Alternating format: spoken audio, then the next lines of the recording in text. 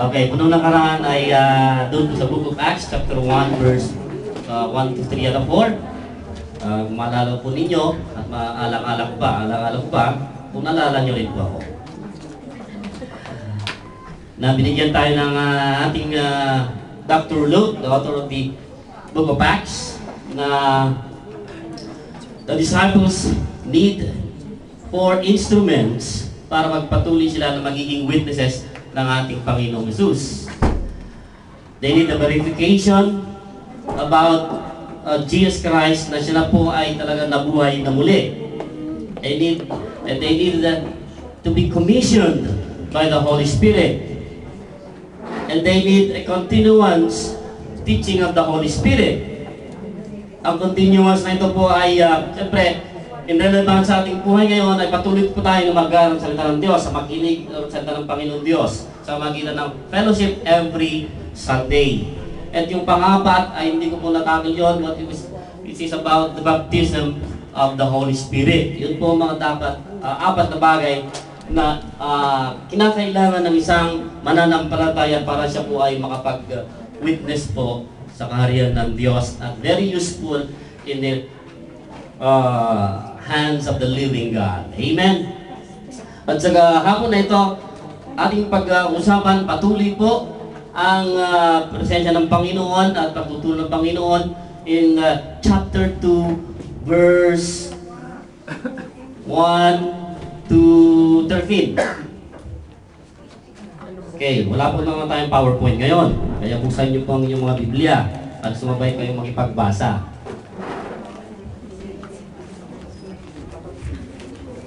Okay, meron po kayong mga Bible? Amen. Acts chapter 2, verse 1 to 13. Okay, sumabay na kayo. Makinig na lang kayo.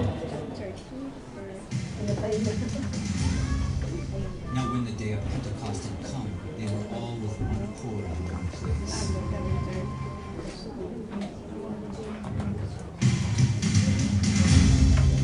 Now when the day of Pentecost had come, they were all with one accord in one place. Suddenly there came from the sky a sound like the rushing of a mighty wind, and it filled all the house where they were sitting. Tongues like fire appeared and were distributed to them, and one sat on each of them. They were all filled with the Holy Spirit and began to speak with other languages, as the Spirit gave them the ability to speak. Now there were dwelling in Jerusalem Jews, devout men from every nation under the sky. When this sound was heard, the multitude came together and were bewildered because everyone heard them speaking in his own language. They were all amazed and were perplexed, saying one to another, "What does this mean?" Others, mocking, said, "They're filled with new wine." Okay, yun po ang ating passage na ating po pag-aaralan. Dati po, ano lang yun, ngayon, maririnig nyo na, wala na kayong gagawin. Okay, tayo po ay manalangin. Ang maraming Diyos, kami po ay nagpapasalamat sa hapong ito na itinapon niyo po ang bawat isa na makinig ng iyong salita. Panginoon, magpakayag kayo sa talatang ito. Sinulat po ni Dr. Luke kay Theophilus. Subalit ano po ang relevance naman po sa aming buhay kung wala kayo po Panginoon ng tagapagturo. Opo, Panginoon, ang iyong lingkod ang magsasalita. Inamin ko po, Panginoon, ang kawalan ko ngayon, na kayo po, Panginoon, ang manguna sa iyong lingkod na isiwalat ang kapangyarihan na ito sa magitan ng mensahe mo. At maging po, Panginoon, sa aking mga kapatid na umaasa po, Panginoon, ng pagkain sa kanilang spiritual na pangatawan. Bless each and every one, O Father God. Anoint their ear, anoint their understanding po, Panginoon, upang maunawaan na nila ang mensaheng ito. Opo, Panginoon, naganap na ito, yes. Maybe 2,000 years ago, these are the first Christians po, Panginoon. The history of Christianity that began in Jerusalem. Kung ano po naganap doon po, Panginoon, nais din namin pong maranasan din. In the name of Jesus, we pray. Amen, amen, amen. Okay. Praise God. Sa ating pag-aaral ngayon, sa ating binasa ka na, when the day of Pentecost, Kaya ang mensahe po ng pamagat na mensahe po ngayon is, ayan po, naglalagablab na Pentecost. On the day of Pentecost. Summer pa kasi ngayon, kaya dapat na ramdam niyo po yung init. Kapag kayo po ay lumabas sa mga tanghali, kanina naman, mainit na naman. Mga 33, 34 degrees po kanina siguro sa labas. Kaya ramdam niyo po yung init. Sa loob, nararamdaman niyo ba rin pa yung init? Hindi na, dahil aircon na yan. Inaantok na nga kayo, di ba? Habang gano'n.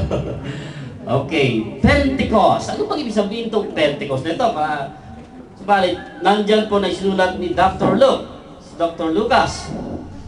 The promise that Jesus had told His followers to prayerfully na inaasahan nila doon po sa chapter 1, dahil ito po ang promise ng Panginoon, doon po sa ating binasa noong nakaraan, at mayroon pong promise na sinabi po ng ating Panginoon si Kristo, at nagpakita siya sa kanyang mga disciples after 40 days, nagpakita muna ng ating Panginoon si Kristo, visibly, physically, although alam na nila, namatay na ang Panginoon si Kristo, subalit, nabuhay na muli at nagpakita. That's why, to be a real Christian, you must be persuaded that Jesus Christ is alive. If you are not persuaded na hindi nabuhay ang ating Panginoon si Kristo, you are not an authentic believer. Right? Kung hindi ka naniniwala na buhay muli ang ating Panginoon si Kristo, walang saysay ang iyong pagka-Kristiyano. You must be a believer that Jesus Christ has risen from the dead. Alam niyo naman po ang background po sa kapanahunan nila, mga first Christian po ay kung hindi mo maipaliwanag si Kristo na nabuhay na muli, ay pagpuputan ka ng ng mga nanunungkulan noon, mga nasa authority. Sino ba si Kristo na pinapangaral mo? Patunayan mo, ganun. Those disciples see face to face Jesus Christ. At nung nakita nila na buhay ang Panginoon, man, this is real. This is no dream, hindi vision ito, but real face to face. So ngayon po mga kapatid, hindi naman natin makita physically ang ating Panginoon sa Kristo ngayon. How Jesus will going to reveal that He is true today. We are living a dispensation of the Holy Spirit. Sabi ko, dispensation, ang ibig sabihin ng dispensation is pamamahala ng banal na Espiritu. Sabi ko kanila, nung pamagat po nung nakarang buwan is the beginning of the ministry of Jesus Christ. Sinimulan po ng ating Panginoon the doings and ministry of Jesus Christ. Sinimulan niya ito. At nagpatuloy naman ang banal na Espiritu sa kanyang pamamahala. Sino po ang gagamitin niya? Tayo ngayon. Kaya nagpapatuloy po ang gawain ng ating Panginoon sa Kristo. Amen? At kasali pa kayo doon. Wala sumagot. Amen. Dumaan ang hell. Praise God. Pentecost ang ating pag-aaralan po ngayon. On the day of Pentecost, ulitin na naman natin. Basahin natin uli. Kasi nakalimutan. Kasi alam nyo, ang percentage na naririnig po, mga 30-40% pag narinig, dumaan lang doon, lumabas doon, nakalimutan na. Iba yung what is written will not be forgotten. Kasi paulit-ulit. Nakalimutan ko. Sige, ulitin ko. Lalo kapag